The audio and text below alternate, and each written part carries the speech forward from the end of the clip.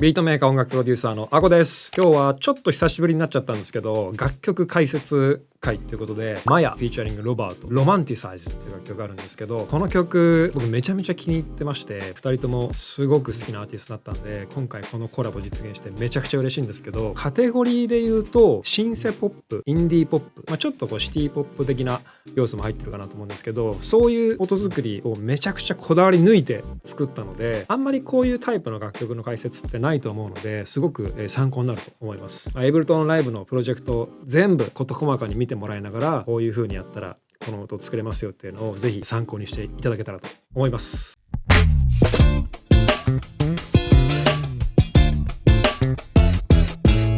はい、というわけでこちらがプロジェクトファイルなんですけど、まだね聞いたことない方ももしかしたらいらっしゃるかもしれないんで、ちょっとね、いくつかポイントを分けて聞いてみたいと思います。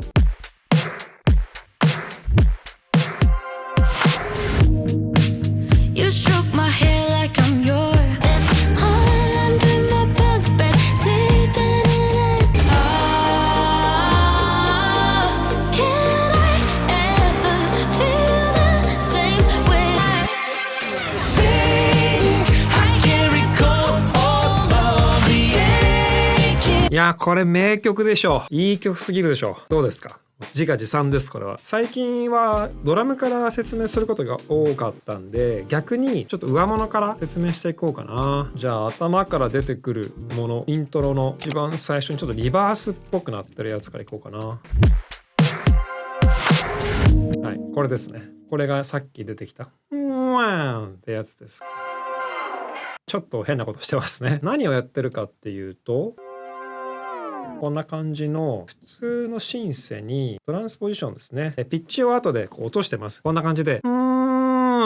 いう風に後でピッチをね無理やり書き換えてます。さらにディレイ、それから EQ、ユーティリティ。今回の肝はディレイですね。僕以外使ってる人を見たことがないハブフィルターのタイムレス3っていうディレイなんですけど、めっちゃ良くてかなりのプリセット入ってるんですけど、これ面白いプリセットでワンワンワンワンワンみたいなディレイにこうキラキラした変な音を混ぜてくれるっていう変なエフェクトです。ブラードテクスチャー、名前の通りですね。さらにいらないところを EQ で削って、これ曲のね要所要所で出てきてこんな風に、例えばバースの間ですね、これトランジションっぽく使ったりねしてます。イントロとバースの切り替わりとかそういうところで効果音みたいな感じでね使っています。次、頭から鳴ってるシンセがいるんで、この曲なんですけどコード進行は常に一定になってて、1、2、3、はい、この4つのねコードで基本的には楽曲全体が成り立ってます。特にコードを大きく変えたようなところはないので、この同じコード進行を保ったままパートによって楽器の音、展開、盛り上がりっていうのを変えていくことで楽曲のストーリーを作ってる、そんな作り方に今回なってますね。バースで鳴ってるメインのシンセって言っていいかなと思います。これは何をしてるかっていうとコンタクトです。で、この曲の肝になってる楽器はこれです。これはアナモーフっていうネイティブインストゥルメンツのコンタクト上で動くシンセなんですけど、今回この曲に使ってるわりかし変な音とかフィルターかかったような音っていうのは全部これで作りました。テレトーンオーディオっていうところのシンセなんですけど、マジであんまり日本で紹介されないメーカーさんなんですけど、僕はこれを布教していきたい。こうニュアンスをすごい含んだ音を作れるシンセなんでめちゃめちゃおすすめです。音作りですね。パルテックっていうタイプの EQ でローをゆるーくカットしてますっていうのと、高音ですね、まあまあ上げてます。で、上げつつカットするっていう形にすると、これパルテック特性なんですけど、こう微妙なカーブが書けるんで、こういう特にアナログモデリング系のシンセなんかを使う時にはね一緒に使うようにしてます。その後オートフィルター、さらにこう上の成分を削ってます。最初はねこれ全部出てたんですよ。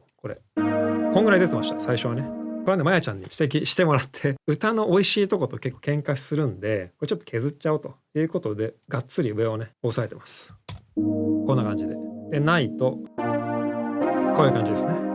これはね、これ結構日本で流行ってるやつだと思うんですけど、パルサーっていうメーカーさんの VM コンプ、これよく使うんですけど、ワイトネスブースターっていわゆる音の左右をグッて広げるやつで、同じ音を多分使ってるのがここは多分もっとパッと見てわかるんですけど、オートフィルターの切ってる周波数をもっと上の方を削っって左右を広げるこの VM コンプっていうのを切ってます。なんでかっていうとここはブレイクで思いっきり楽器が減るパートなんでこういう感じ。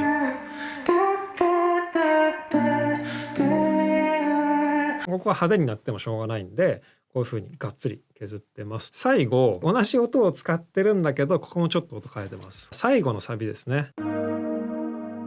はい、違い分かりますかね。さっきこの上の方全部削ってるオートフィルター君いましたよね。今度は最後いません。もう最後のサビなんで全部出ちゃえっていう感じの全出しパートごとにちょっとずつ音色を変えてますっていうそんな使い方になってます。先にシンセやっちゃおうかな。次ですね、シンセ。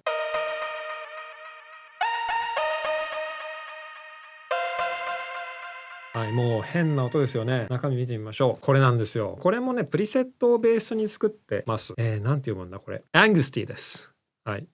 ごめんなさい、意味は調べてください。これをおそらくプリセットから少し曲に合うようにいじってっていうのが今のパラメータになってると思います。エフェクトはいくつかかかってるんですけど、まずちょっと素で聞いてみましょう。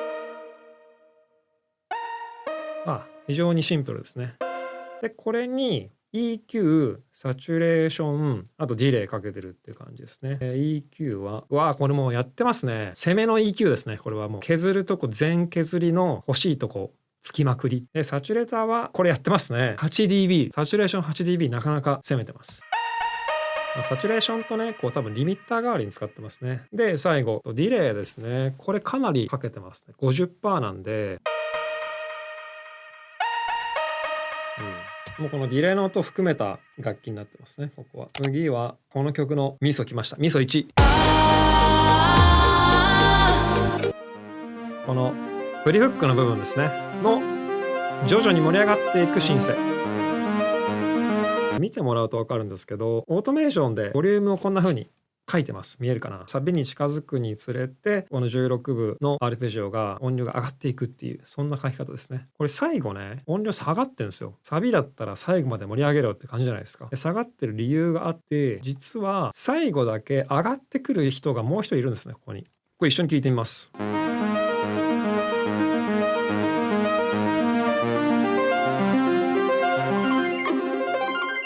はい、ということでね、そうなんです。このもう一人のこのアルペジオのシンセを生かすためにさっきのね16部のシンセをちょっとね最後へこますっていう全部重なっちゃうとねごちゃごちゃになっちゃうんで特にアルペジオなんかはそうなんですけどしかも16部と32部でテンポ変えてるんでかぶんないようにこの音量いじってあげるっていうのをやってますね。これね効果音みたいな音なんですけどこれも同じシンセの違うプリセットですね。アセンディングジェミ。これ多分ほぼねプリセットまんまです。マジでこのテレトーンオーディオさんのね僕は日本大使として活動していきたい連絡してみようかなぐらいねこの曲はほとんどこのシンセの音はこれで作りました。シンセが終わったのでギターいきます。ギターねかなりたくさん弾いてます。まず最初バースに出てくるリズムギター一回全体聴いてみましょう。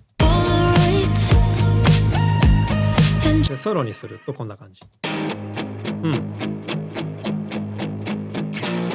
いわゆるブリッジミュートのギターを左右でそれぞれ弾いてます。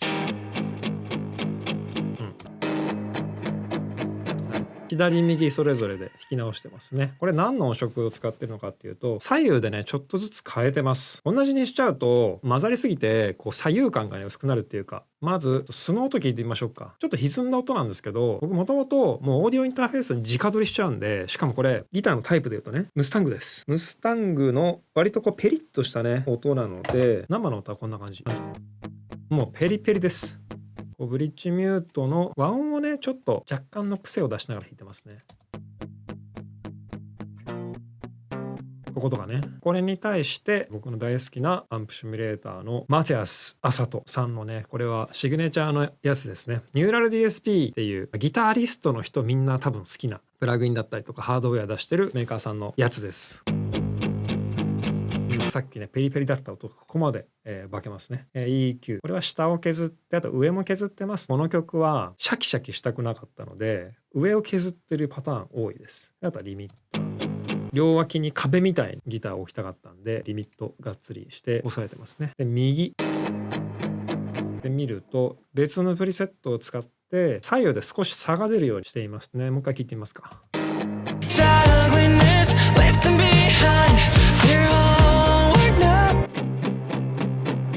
っていう感じですね。次、サビ前のプリサビ。日本語で言うと多分ビギに当たる部分ですね。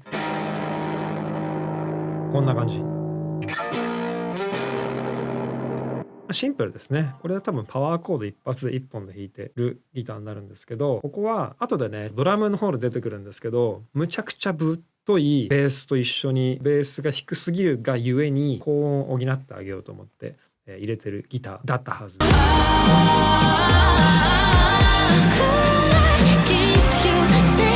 で次、ジャカジャカフックに合わせて弾いてるギターですね。一回ちょっと全体で弾いてみます。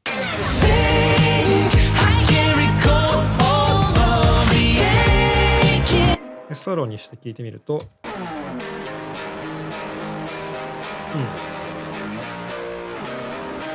こんな感じ。ジャカジャカジャカジャカ弾いてるギターですね。次がちょっと聴いてみますか。いいですね。これはサビのギターと一緒にこんな感じ。こもった感じのね歪んだギターがメインなので、きらびやかさを足すためにこの右にね高めのアルペジオが入ってます。もうクオンタイズバチバチでっていう感じです。ギターキラキラキラキラといえばやっぱこれでしょ。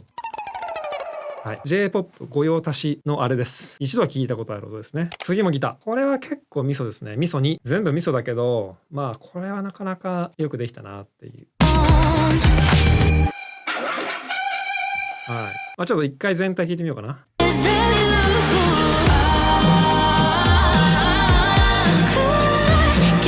ょっとソロで聞いてみますね。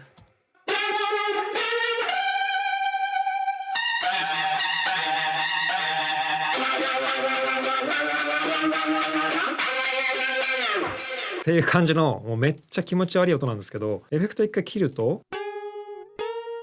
やばいですね。ちょっと聞かせられない。恥ずかしい。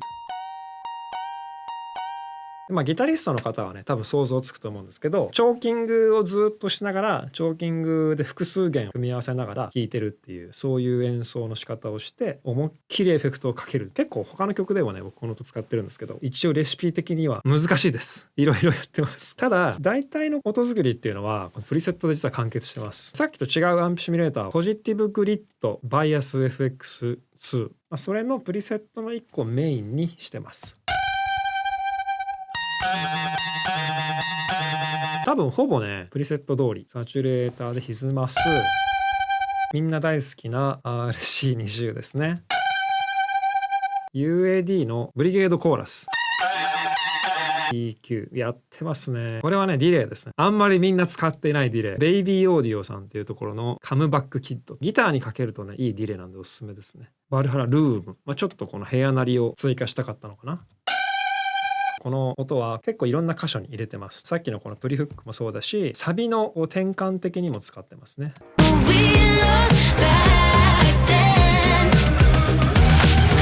今聞こえましたかね。ダララバワンワンっていう音です。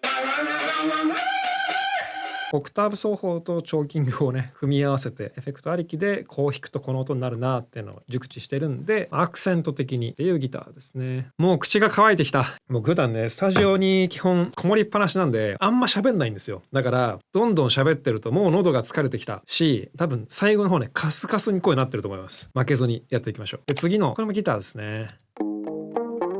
めっちゃこれいいですね。これ自画自賛します。これは2番のロバート君が入ってくる時のちょっと追加のギターですね。聴いてみましょう。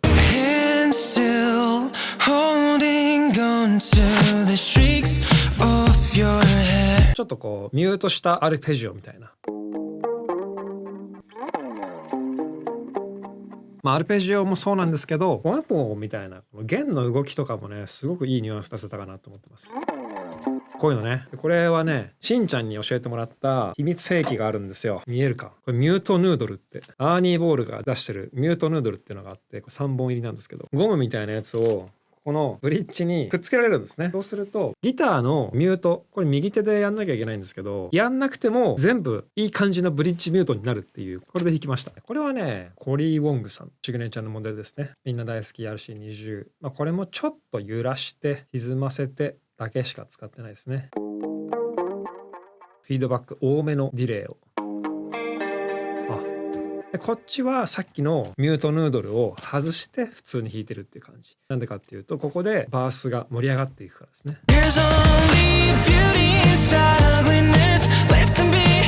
でさらにギターが1本追加されているが聴いてみます。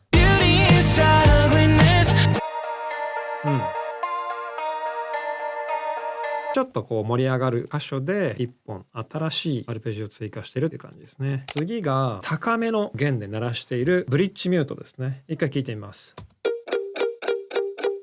わかりにくいんですけど、全体で聞くと結構存在感ありますね。一回ミュートして聞いてみようかな。これがないとね、ちょっと違うんですよね。こうグルーヴ感が一回止まっちゃうっていう。これがあることでずっとドラムが来てた勢いが止まらずにみたいな、そういう印象をつけれるんで、これはねプリとサビ全体にずっと入れてます。ギター最後です。一番最後のサビにだけいるリフです。でもう一本が編曲を詰めていく段階で、ロバート君となんか最後のサビ1本欲しいっすねっていうのをアイディアもらって、じゃあなんかリフ追加しちゃおうかってことで追加してます。その音だと聞いてみますね。まあいわゆるこのマスタングのペリペリのアルペジオが鳴ってるんですけど、エフェクトを一緒につけて聞くといいですね。あったかみがあってレトロっぽい感じに、ローカットをめちゃめちゃして、で上も削ってますね。要は一番こう楽器が最後のサビって多いところなんで、聴かせたい楽器を優先しないといけないから、これミックス作業じゃんっていう人もいると思うんですけど、僕はこの最後の段階に行く前から最初からこの人はこういう役割だからもうここ全部削っちゃえっていう風に、攻めの音作りを早めの段階でやっちゃいます。でもう一本の方はこいつだけだと抜けが悪くて綺麗なアルペジオのメロディーラインがちょっと聞きにくかったんで、オクターブ上。波形を見る限りは弾いてないですね。上で使ったやつを1オクターブ上げて使ってます。一緒に聞くと、でサビ全体で聞くとっ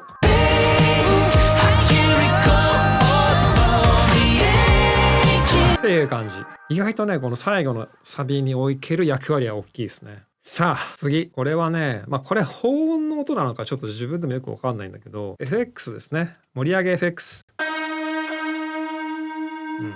完全になんかシンセで作った音なんですけど、サビの頭に置くことでサビがドンって出る時の印象を変えてくれます。サビ始まった感っていうのの演出がこれでうまくできてるんじゃないかなって思います。楽器終わりかなあ、なんか残ってますね。曲の中盤に入ってくるブレイクに出てくる楽器が最後2つありますね。エピックループ。これはブレイクに行く前の転換の音としてこのポイントでまず使ってるのが1個目。ソロで聴いてみます。これねもともとループなんですよ。スプライスで多分拾ってきたやつなんですけど、このファイル名でね探してくれれば出てきます。このループだけちょっと聞いてみますね。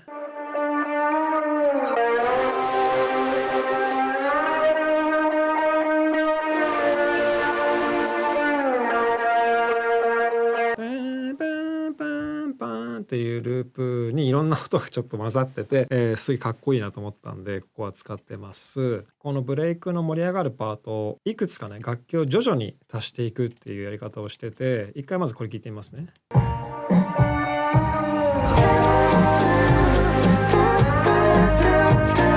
さっきの音を割とメインでリードっぽく、リードになってくれるためには元々の原音がねちょっと弱めだったんですよ。控えめの優しい音で、ちょっと綺麗すぎるなと思ったんで、もうこれはがっつり壊しちゃえということでサチュレーターにぶっ込んでリバーブをかけるという、いつものパターンですね。この音は結構左右に広い音なんですけど、左右広い音をあえてこのサチュレーターで思いっきり歪ませたりすると、こう左右にブチブチ音っていうんですかね、歪んでる音ですねが入ってくるんですけど、このブレイク徐々に盛り上がっていく演出のためにこのブチブチって音も本来ならあんま良くない音なんですけど、でもこれエモくていいじゃんっていう、歪ませまくって使ってるっていう感じですね。でその下にいるのが多分同じような音かな。これの一部の音をまた別のサンプルで取り出してきて、ちょっとレイヤーしてるっていう感じ。多分抜けが悪かったんでしょうね。最後、まだいました。ここにしかいないギターが多分これ2本。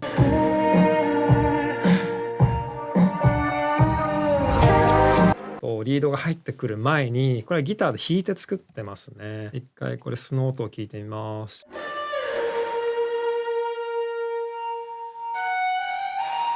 久しぶりにペダルを使いました。レインジャー FX っていうところのリバーブ X っていうペダルを使って、マギーが使ってるペダルなんですけど、思いっきりリバーブまで含めて全部歪ますっていう、そういうパラメータあるんですけど、そこにギターを突っ込んで弾くとこんな感じの音になります。さらにリトルアルターボーイ、本来ボーカルにかけるようなやつなんですけど、これをギターにかけてオクターブ下の音をちょっと足してます。オフにすると下のオクターブの音が足されますっていう感じで厚みを出してますね。最後ユーティリティが挟まってるんですけど、このパートって静かになって真ん中にギュッて曲自体が寄るんですよ。こもったような感じの表現をしたかったので、思いっきりステレオでギターが鳴っちゃうとめっちゃうるさいんですね。こんな感じでユーティリティでモノラルにしてあげます。あえて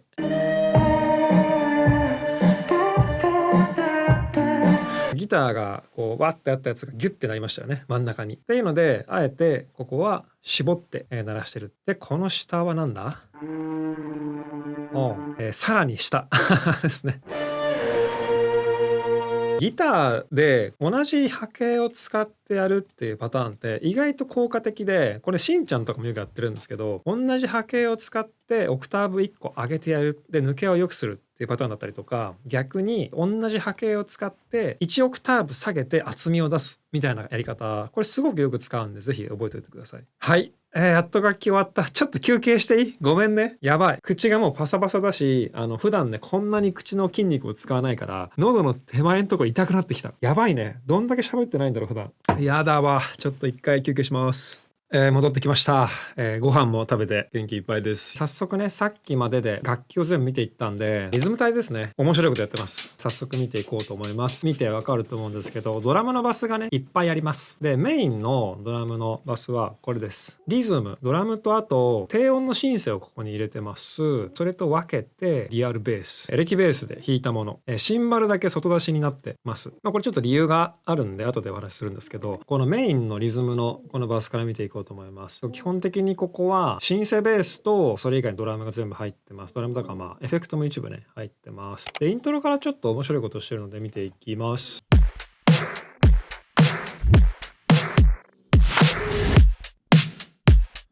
ベシャみたいな音がしたと思うんですけど、これは正体はねこれです。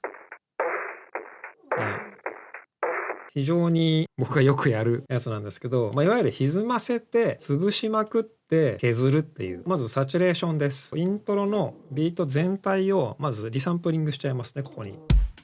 これです。でこれを潰したいとなった時にまずサチュレーションですね。これをかけてみると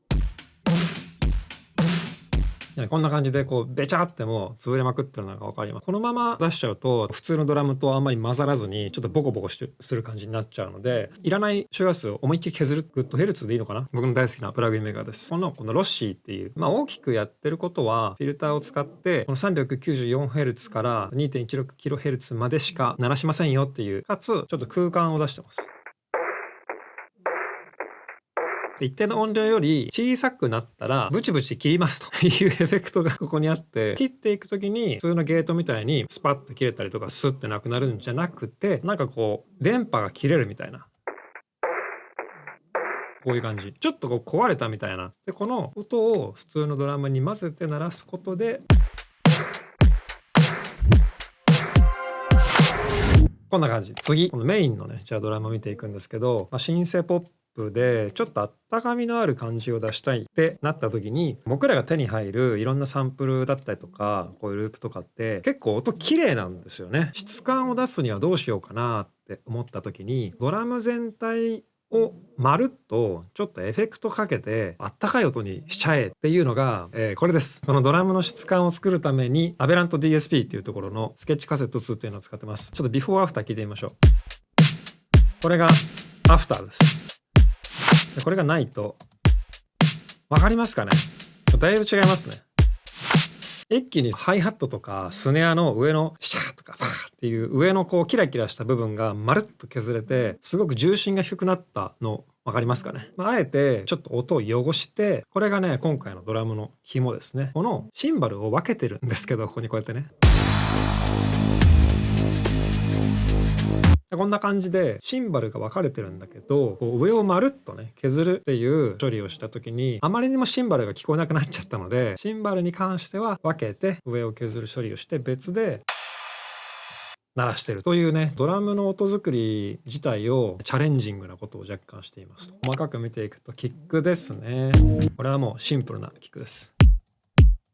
結構スプライスで有名なやつです。オリバーかな、オリバーのシリーズのこのミックスレディシリーズのレトロシンセっぽい感じのパックに確か入ってたと思います。めっちゃ普通ですけど、立ち上がりもめちゃくちゃ速くて、ローエンドもボワってしないタイプの割とタイトめなものを使ってますね。で一部この分かりますかね、リバースキック、キックの素材をただ反転してちょっと短くしてくっつけてるだけなんですけど、このムンってやつね。次スネアですね。かなり曲のキャラクターを決めるというか、例えばこれがカンみたいなスネアだとこういう雰囲気の曲にはならないよねっていうのがあるので、スネアだったりキックのキャラクターはとても大事です。これもね同じシリーズのサンプルを使ってますね。もうレトロって書いてますね、ここにね。なんですかね、こうディスコとかの80年代っぽい感じのね、でもパンチがあって、その下これは1個の上のスネアだけだとちょっと短すぎたんで一緒に使ってます。レイヤーですね。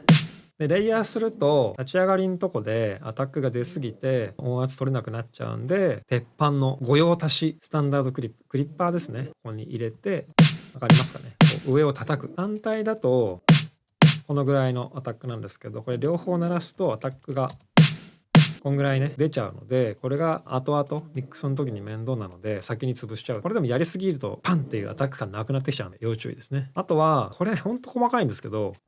これ見えます？あんまり曲の中では分かんないかもしれないんですけど、ちょっとドラム1回流しますね。この2回目のスネアが鳴るちょっと前になんか小さいクラップ入るの分かります？ズンツッダンツズンツッツカン、分かるかな？超細かいんですけど、このスネアが単調にならないようにいくつかギミックみたいなものを仕込んでて、若干前になるクラップみたいなものを使ってキックとインパクトの瞬間を数十ミリセカンズのズレを微妙に作ってます。でこのスネア、これね別のスネアなんですよ。ここまでが同じスネアなんですけど、これだけ違います。わかりますかね？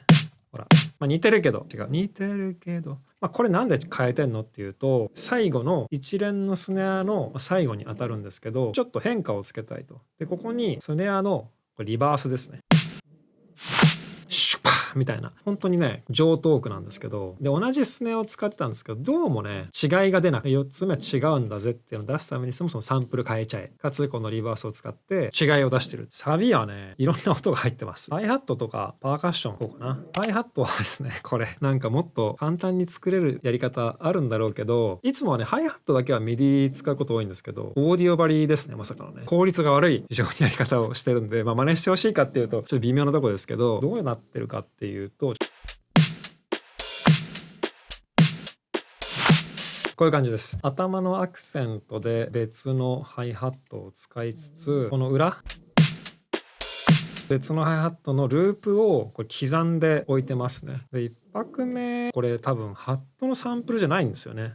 これ多分キックのサンプルですね。ほらなんだけど、多分このキックと一緒になってるパシッっていうハットが気に入って、このローを切ってハイハットとして使ってる。でその下にオープンハットで、このオープンハットがあることで2拍目と4拍目にオープンハットを置いてアクセントを置いてるっていう感じですね。パーカッション系も聞いてみますか。サビに関しては特になんですけど、ハムをね多用してます。全体で聴きます。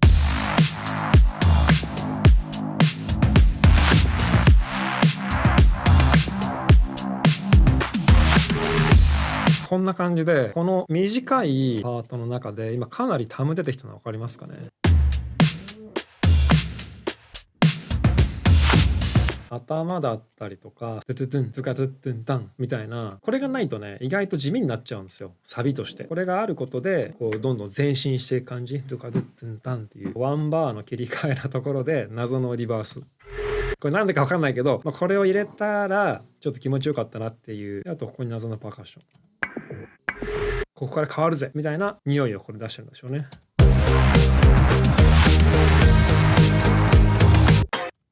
これは、ここもこうフィルが入ったり、ちょっとねアクセントをつけたいっていうのでいくつかの音をねレイヤーして使ってるのかなっていう感じです。で1個忘れてたんですけど、キックの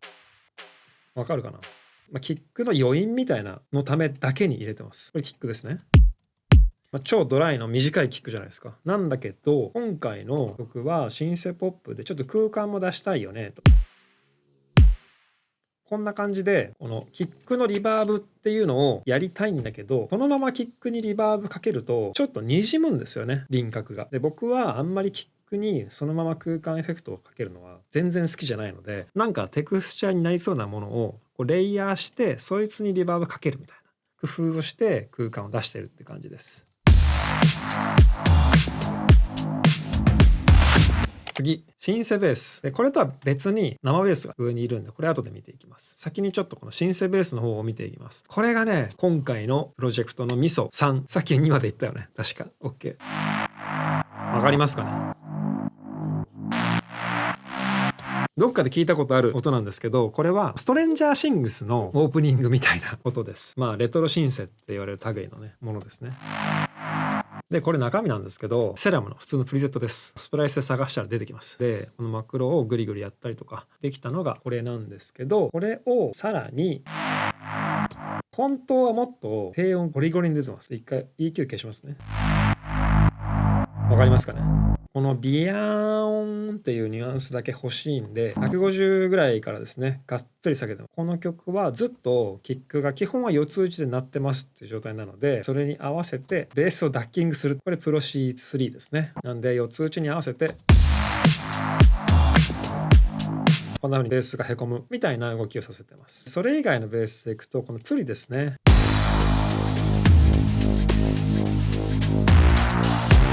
こうベースをまっすぐ弾いてるだけだとちょっとつまんないなって思ったんですね。サビの方はサイドチェーンでこうリズムを作ったんですけど、こっちはキックもいないしどうしようかなって思った時に、まずこの音は同じ音ですなんですけど、この1個上の音が違います。わかりますかね。こいつは真ん中の奥の下の方で超低音を担ってくださいのベースさんで、さっき言ったこの両脇の広いローを思いっきりカットしたビヨーンベースさんを一緒に鳴らしてます。わかるかな。真ん中の人はウォンウォンウォンウォンウォンウォン、左右で横の人がビヤーンビヤーンビヤーン、このビアーンさんとモーモーさんの合わせ技でっていう感じで、このプリのところはね結構ドラムパターンも面白い感じになってます。一回聞いてみますかね。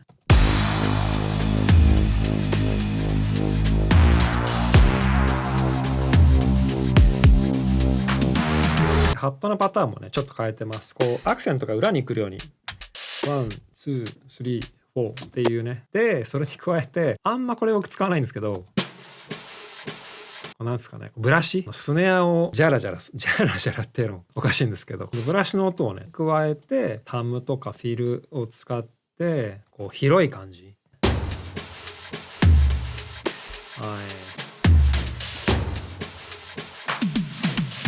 一個一個聞いてみるとすげえリバーブ効いてるなとかではないんですけど、アクセントになる音には結構空間系エフェクトをガシッて使うことでこう全体がぼやけすぎない音が作れてるんじゃないかなっていう気がします。これいいですね。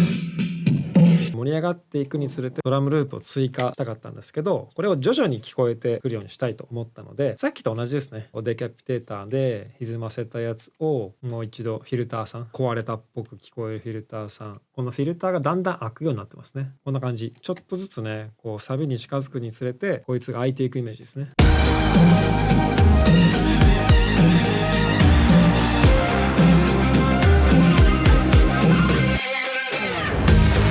っていう感じです。1個の同じビートなんだけど、いろんな音色だったりとか配置を考えることで展開をね面白くするっていうのがよくできたんじゃないかなと思います。あとはベースですね。これも相当変なことやってるんですけど、一回聞いてみますか。リズムとベースだけ聞きますね。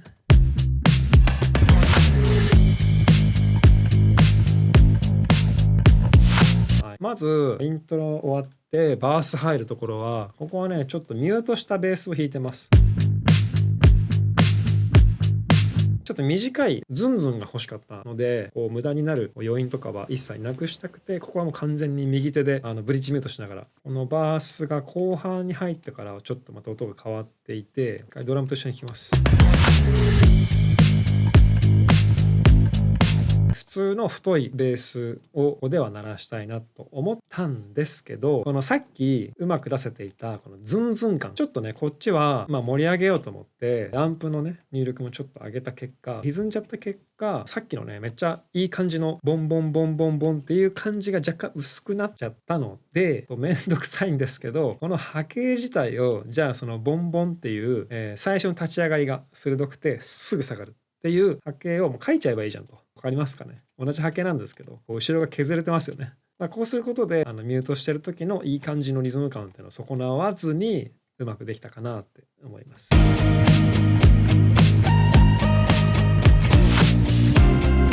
多分これで全部話せたんじゃないかな。一応最後ブリッジのドラムを見ておきますかね。でもやってることは多分一緒かな。これね。他と違うのはこのブリッジのとこちょっと全体聞いてほしいんですけど、一回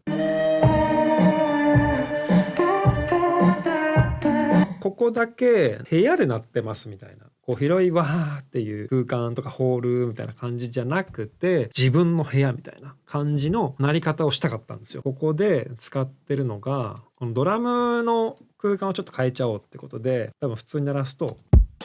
これですよ。もう完全ドライ。これまさにねデモで使ってくれてたやつだったんですけど、これをエモく空間を配置するにはどうしようって考えた時に、まず鳴り方変えちゃいます。はい、ちょっと安いスピーカーで鳴らしましたみたいな音にした後に、こういうスタジオだったりとかいろんなお部屋をシミュレートしてくれる UAD のリバーブ&ショートディレイみたいなね、こいつをかけてなんとなく部屋で鳴ってるっぽい印象付けをここでしてますね。ドラムはそんなもんじゃないですかね。もう一回じゃあ最後にドラムのこの全体像を、一番最後のサビが分かりやすいかな。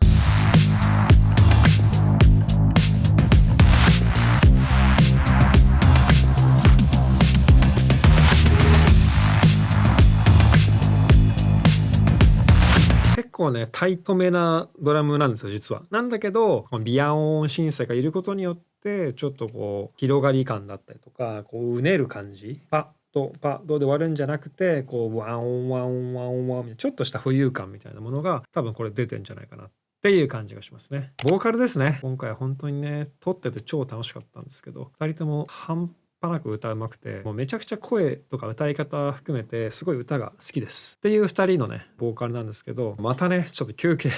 休憩を挟んじゃったんですけど、最終的なミックスでの仕上げっていうのは今回染野くんに最終的なミックスはお任せしたんですけど、僕基本音作りはめちゃくちゃこっち側でやった後にお渡しするっていうパターン多いんですけど、今回も例に漏れずそれになってるので、若干最終的な皆さんが聴ける状態の楽曲とは違うとこもあるかもしれないんですけど、ボーカルのそのレイヤーの内容だったりとか音作りの部分最後解説して終わろうかなと思います。まずマヤボーカルからいこうかな。メインボーカルに関しては今回はリバーブとかディレイのその空間系に関してはいつもと違う処理をしていて、普通だとこのトラックの中で1トラックの中で全部処理しちゃうんですけど、今回は空間の広さの微調整とかディレイの感じとかを細かく調整したかったんで、普通のこのボーカルトラックと分けてリバーブとディレイだけのこのピンクのやつ全部そうですね、トラックっていうのを作ってます。100% リバーブかかった状態のトラックとリバーブかかってないこのメインのトラック、いやマジで美しい声ですね。通常のメインボーカルがここにあります。それに合わせてオーディオで別途書き出して、それに対して細かいリバーブ、ディレイですね。例えばバースだったら You stroke my hair like I'm your guitar. ディレイだけを聞くと You stroke my hair like I'm your guitar. ちょっとフィルターをかけながら左右に、フィードバック短めで聞かせていくって感じですね。例えばこの下にもう一個ディレイあるんですけど、多分4分の1とかこのディレイだけ聞くと、ここにだけピンポイントで、違うディレイをかけようっていう時にこういう風にメインを書き出した上で、このバルハラディレイがかかってますけど 100% かかった状態で微調整してあるみたいな感じですね。でこのプリ、サビに行く前のこのプリの部分でいくと、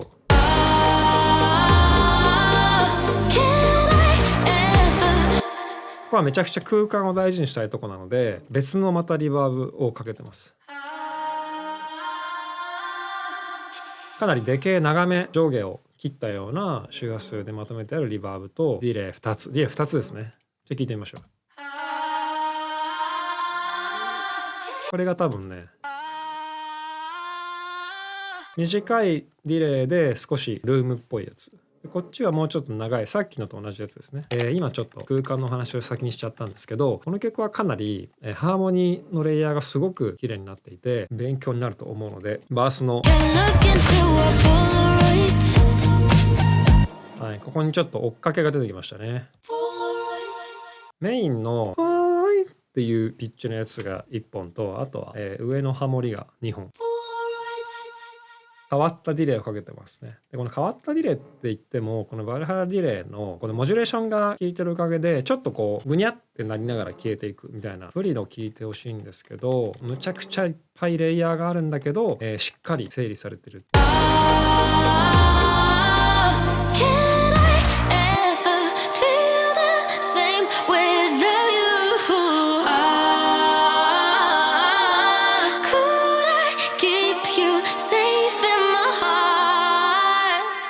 こんな感じ、いろんなレイヤーがあるんだけど、それぞれがすごく大事な仕事をしてて、すごい美しいハーモニーになってる。これはまやちゃんとロバートくんで考えてくれたんだけど、これがね素晴らしくて、このウーワーに当たるやつですねっていうレイヤーがいて、さらに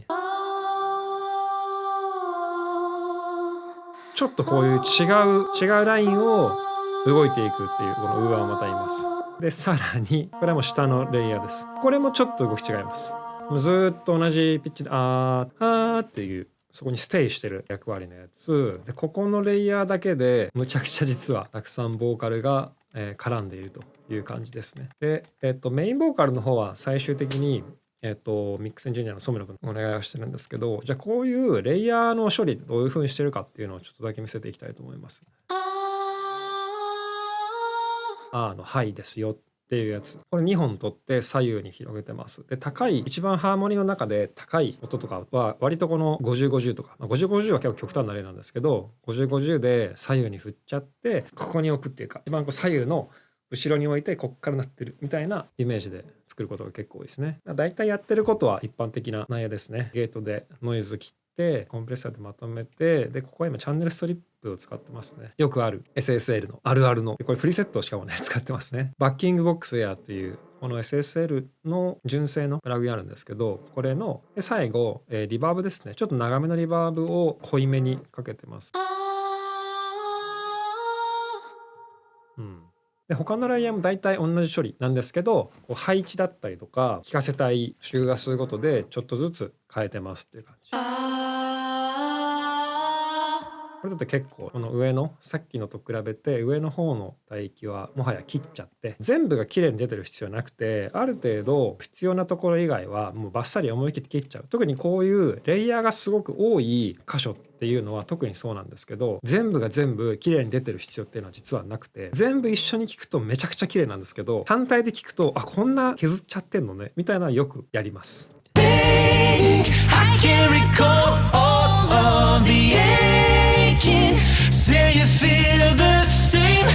ここもねかなり本数多いですね。ここからねロバート君の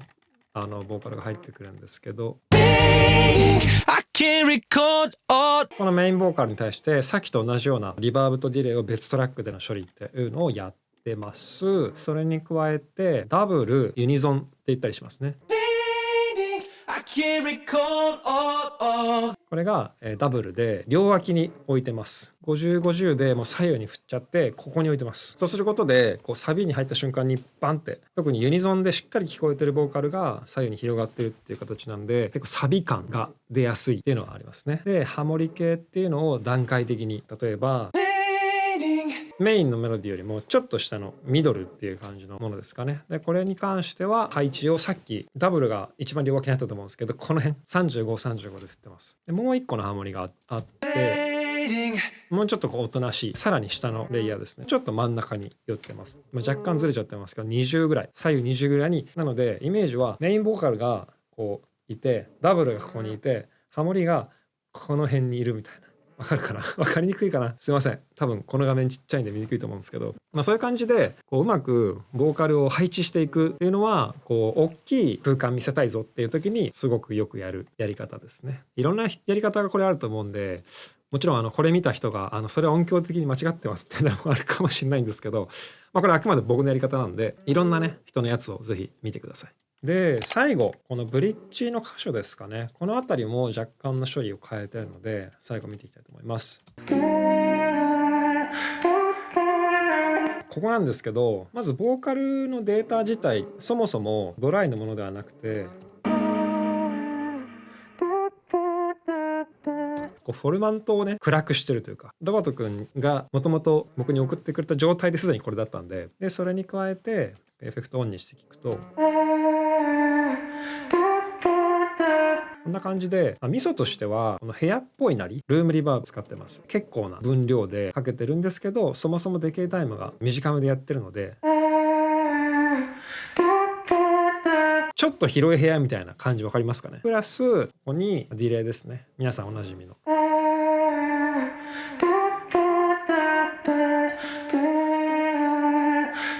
こういう感じで、ここでぐーっと楽器が盛り上がっていって、最後のサビの直前のところ、ここもまた別のことをやってるので、最後にそれだけ最後の分かりましたかね。ちょっとバグったみたいななり方をしてるんですけど、こういうのは大体僕お決まりのエフェクトを使うんですけど、一つはこれスピーカーズ、これマジでねおすすめなんですけど、こういろんなスピーカーで鳴らした時の音を再現しますよっていうやつがかかってますね。であとはこのさっきも出てきたロッシーですね、ちょっと壊れたみたいな音の切れ方をしていくっていうロッシーを使ってブツブツブツブツっていう音を使ってます。ニュアンスの表現をこの2つを使ってやってます。でこれで一気に音を止めてサビに持っていくでやるとすごくエモいんですね。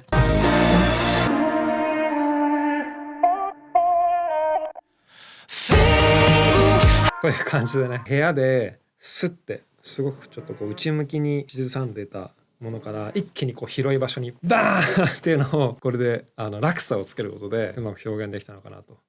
いう感じです。いやーちょっとね解説しだすとこれ終わんないですね。いくらでもお話できちゃうんですけど、これぐらいにしとこうかなという感じでね、ボーカル含めての音作りを見てもらいました。はい、というわけで、マヤ、ロバート、ロマンティサイズの楽曲解説どうでしたでしょうか。話すことが多くてどこまで編集でこう全部お伝えしてるかわかんないんですけど、すごい僕自身楽しみながらこうなったらいいな、ああなったらいいなっていうのをどんどん具現化していって、すごくお気に入りの